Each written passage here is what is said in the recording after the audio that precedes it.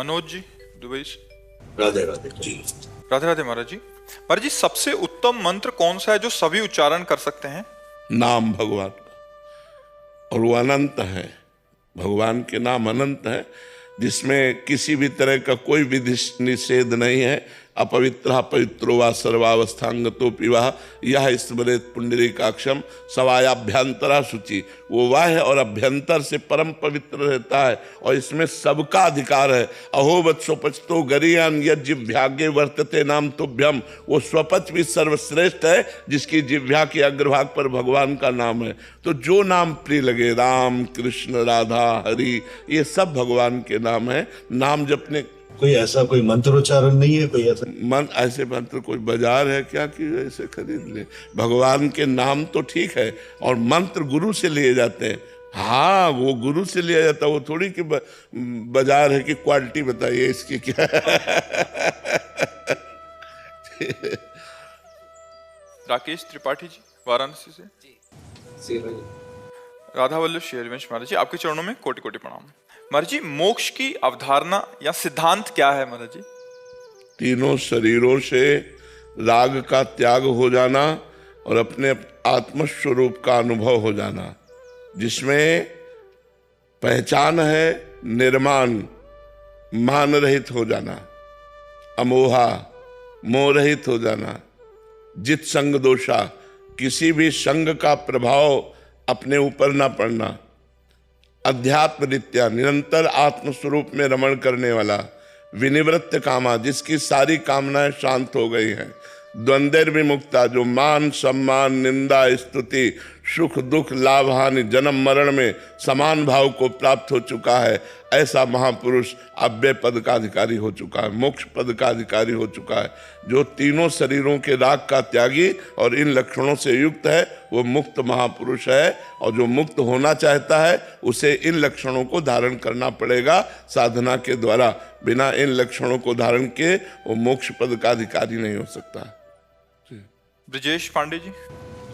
राधे राधे महाराज जी। महाराज जी, भगवान अपने भक्त की हर आवश्यकता सुख दुख के बारे में जानते हैं, फिर हम भक्त मंदिर जाकर उन्हें अपने दुख बताने या उनसे कुछ मांगने क्यों मांगते हैं महाराज जी? आपको इतना ज्ञान है भगवान सर्वत्र है, भगवान कण कण में है, ऐसा अनुभव है?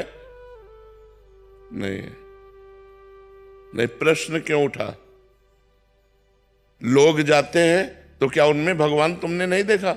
अगर कण कण में भगवान का अनुभव है तो जो लोग जाते हैं तो तुमने उनमें दोष देखा ना? तुम भगवान कहाँ देख रहे हो? अगर उनमें भी भगवान देख रहे हो तो प्रश्न कैसा? इसका मतलब अभी आपको अनुभव नहीं है। जब खुद को अनुभव हो जाएगा कि भगवान सर्वज्ञ है और भगवान सर्वत्र है तो प्रश्न ही खत्म हो जाएगा। प्रश्न क्यों उठा? क्योंकि अज्ञानी हो इसलिए उठा।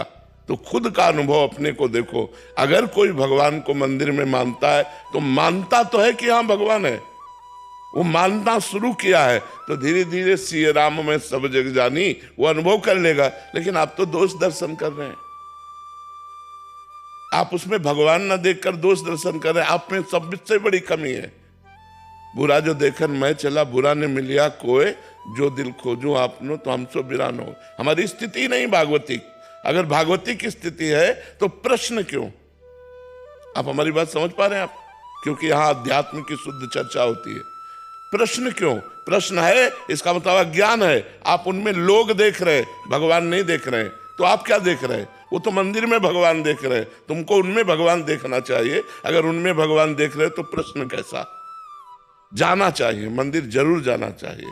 भगवान सर्वत्र हैं, लेकिन श्री विग्रह के रूप में अर्चावतार से विराजमान है। जरूर जाना चाहिए, प्रणाम करना चाहिए, पूजा करनी चाहिए, नमस्कार करना चाहिए। आवश्यकता हो तो मांगना चाहिए। वो पिता है, हम किससे मांगेंगे? वो सर्वलोक महेश्वर है, दाता है, हम उन्हीं से तो मांगेंगे। तो करना चाहिए। आप हमारी बात समझो, दोष दर्शन मत करो किसी पर। दीपिका जी अयोध्या जी। राधे राधे महाराज जी। महाराज जी, मैंने कथा के माध्यम से जाना कि श्री राधा रानी ने उद्धव जी से कहा था कि प्रेम विरह में पीड़ा नहीं, वो आनंद होता है और प्रेमी मुक्ति नहीं चाहता। तो क्या प्रिया प्रीतम को भजने वाला भक्त प्रेमी को भी मुक्ति की इच्छा नहीं रखनी चाहिए? होती ही नहीं है, रखनी क्या चाहिए? दीयमानम न ग्रहणंति विना मत सेवनम जना। प्यार में मोक्ष नहीं चाहा जाता। ये तो प्रभु से प्यार की बात करें, उसका उदाहरण संसार में ले लो। यदि आपको किसी से प्यार है या कोई आपको प्यार करता है, उससे कहा जाए कि आपसे दूर रख करके इतना बड़ा पद दिया जाएगा पर आप जीवन में कभी मिल नहीं सकते, तो क्या वो ये स्वीकार करेगा? वो कहेगा मैं मेहनत करके खा लूंगा, मुझे पद नहीं चाहिए, पर मैं आपसे दूर नहीं रह सकता। अगर प्यार यहाँ लोकवत है तो वो लोकवत त्यागने में उसको कितना कष्ट होता है। फिर तो परमेश्वर से प्यार है, परमात्मा से प्यार है, वो परमात्मा में डूबना नहीं चाहता, वो परमात्मा की सेवा, उनका नाम जप, उनका दुलार, उनका प्यार पाना चाहता है। परमात्मा नहीं होकर डूबना चाहता कि मैं परमात्मा बनकर परमात्मा में एक हो जाऊं। मोक्ष का मतलब होता है तरंग समुद्र में लीन हो गई, उसका अस्तित्व ही खत्म हो गया। भक्त ऐसा नहीं चाहता, वो चाहता मैं आपको देखूं, मैं आपके गुण गाऊं, मैं आपकी सेवा में रहूं, मैं आपके समीप रहूं। इसीलिए भक्त कभी मोक्ष नहीं चाहता है। अजय पांडे जी प्रयागराज से। श्री हरिवंश महाराज जी। राधे राधे महाराज जी। महाराज जी, प्रसन्नता का मार्ग क्या है? भगवान का चिंतन। ब्रह्मभूता प्रसन्नात्मा न शोचति न कांक्षति समः सर्वेषु भूतेषु मद भक्तिम लभते पराम। यदि भगवान की भक्ति की जाए, निरंतर नाम जप किया जाए, भगवान की लीला कथा सुनी जाए, भगवान की आराधना की जाए, तो प्रसन्नता प्राप्त हो जाए। रुपया पैसा घर मकान से हर्ष प्राप्त होता है, और हर्ष का द्वंद्व है शोक, उससे शोक की प्राप्ति होती है। लेकिन प्रसन्नता अखंड है, ये भगवान का स्वरूप है। तो ब्रह्मभूता प्रसन्नात्मा, जो ब्रह्म में अपने चित्त को जोड़े हुए अनुभूत है, वो प्रसन्नात्मा होता है। हर समय अखंड प्रसन्नता रहती है। तो ब्रह्मभूत होने के लिए भगवान का भजन करे, भगवान की लीला कथा सुने, जो कर्म करे वो भगवान को समर्पित करे। तो कर्म समर्पण, नाम जप, भगवान की लीला कथा श्रवण से प्रसन्नता धीरे धीरे प्राप्त होने लगेगी। जैसे जैसे पाप नष्ट होगा वैसे वैसे हृदय आनंद से भरने लगेगा। आनंद ही प्रसन्नता है। संसारिक पुरुष जो रुपया पैसा मकान पद प्रतिष्ठा मिलने पर आनंदित होता है, वो हर्ष होता है। वो चला गया तो शोकित हो गया, क्योंकि नाशवान पद है, नाशवान रुपया है, नाशवान शरीर है, नाशवान मित्र है। तो यहाँ कहाँ प्रसन्नता है? प्रसन्नता श्री भगवान में है। सपना बनर्जी दिल्ली से। राधे राधे महाराज जी। महाराज जी, आपके चरणों में कोटि कोटि प्रणाम। महाराज जी, जब श्री कृष्ण जी स्वयं परमेश्वर हैं, तीनों लोगों के स्वामी हैं, तो फिर कंस और कौरव उनसे लड़ने की हिम्मत कैसे कर पाए? उन्हें नहीं पता था कि वे भगवान। जब हमें खेल दिखाना होगा ना, तो हमको अपने साथियों को ही चयन करना होगा। समझ रहे हैं?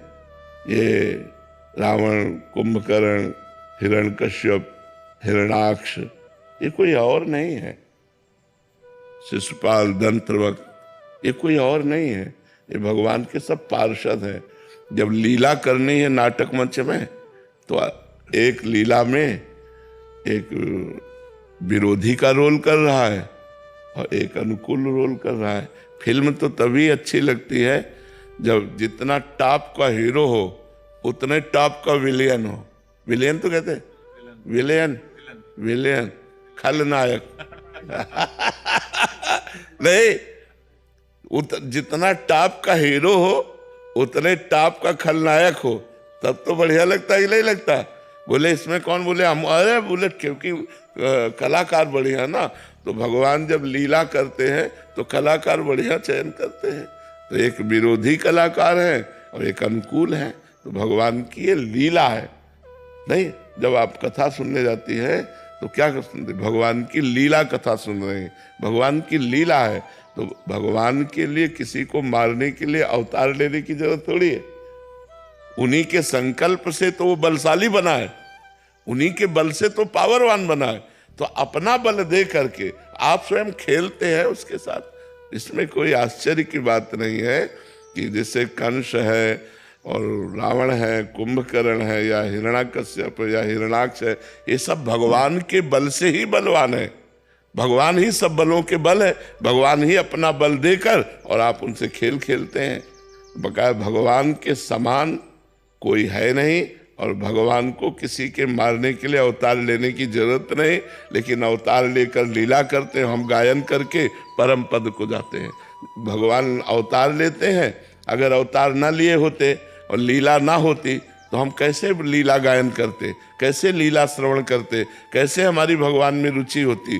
क्योंकि भगवान प्रगट में तो दिखाई नहीं दे रहे, तो प्रगट में उनकी लीला कथा ही है कि भगवान देव की वसुदेव के यहाँ जन्मे, भगवान ऐसा किया, भगवान। तो हम सुन सुन करके भगवान में अपने चित्त को लगा करके और हम परम पद को प्राप्त होते हैं। भगवान की लीला कथा सुनने मात्र से जीव का कल्याण हो जाता है। तो इसलिए भगवान अवतार लेकर लीला किए, नहीं भगवान को मारने के लिए क्या देर लगनी? कंस का दिल फेल कर देते, दिल फेल कर देते। जिस समय वो देवकी जी के केस पकड़ करके मारने के लिए उद्यत था, उसी समय दिल फेल कर देते, हृदय फेल कर देते, खत्म हो गया। लेकिन भगवान ऐसा नहीं करते, भगवान उसको और पावर देते हैं और बल देते हैं, और फिर अपने बल का दर्शन कराकर उसका मर्दन कर देते हैं। तो हम लोग जय जयकार करते हैं उनकी। एक उनका खेल है, एक उनकी क्रीड़ा है, बकाया दो नहीं है। जय विजय ही तो कुंभकर्ण और रावण बनते हैं, शिशुपाल और दंतवक्त बनते हैं। जय विजय ही हिरण्यकश्यप और हिरणाक्ष बनते हैं। ये भगवान के पार्षद ही तो है, दिव्य पार्षद है भगवान के। तो भगवान की ये मंगलमयी लीला है जो भगवान करके हमें गाने और सुनने का सौभाग्य देते हैं, बकाया उनके लिए कुछ नहीं है। एक संकल्प मात्र से अनंत ब्रह्मांडों का सृजन हो जाता है। ब्रह्मांड जो है 7 लोक ऊपर के 7 नीचे के मिला के एक ब्रह्मांड है। और देखरावा माते तीन अद्भुत रूप अखंड, रोम रोम प्रतिलागे कोटि कोटि ब्रह्मांड। एक रोम रोम में करोड़ करोड़ ब्रह्मांड लगे। ऐसे भगवान है, उनकी महिमा। एक कंस हो, ये सब क्या है? ऐसे है जैसे चींटी को मसल दो, भगवान के लिए ऐसे है। तो लड़ते हुए दिखाई दे रहे, भागते हुए दिखाई दे रहे, रण छोड़ भगवान भी तो बने। जब काल यवन आक्रमण किया तो भगवान छोड़ के भगे के लिए। ये उनकी लीलाएं हैं जिनका हम गायन करके परम पवित्र होते हैं। उनके लिए कुछ नहीं, उनके लिए कुछ नहीं। राधे राधे प्रिय मित्रों, हमारे YouTube चैनल एकांत दर्शन में आपका हार्दिक स्वागत और अभिनंदन है। हमारे चैनल के माध्यम से आप तक महाराज जी के स्वर्णिम भजनों को पहुंचाना है, जिसके माध्यम से आपके जीवन में परिवर्तन हो, आप में आध्यात्मिक विकास हो, ऐसी मैं आशा करता हूं। और पूज्य महाराज जी के प्रतिदिन एकांतिक वार्तालाप में चयनित करे हुए प्रमुख प्रश्नों को सुनने के लिए हमारे चैनल को सब्सक्राइब करें, लाइक करें, शेयर करें, जिससे आपके जीवन में परिवर्तन आए, अध्यात्म में आपकी रुचि बढ़े। और निरंतर नाम जप का अभ्यास करें, जैसा महाराज जी बताते हैं, निरंतर नाम जप का अभ्यास करते रहें। वीडियो में भी हमने डाला है, आप पढ़ सकते हैं और वीडियो देखते हुए आप नाम जप का प्रयास करते रहें। चैनल को शेयर करके दूसरों को भी महाराज के स्वर्णिम भजनों से लाभान्वित करें। जय श्री राधे कृष्ण।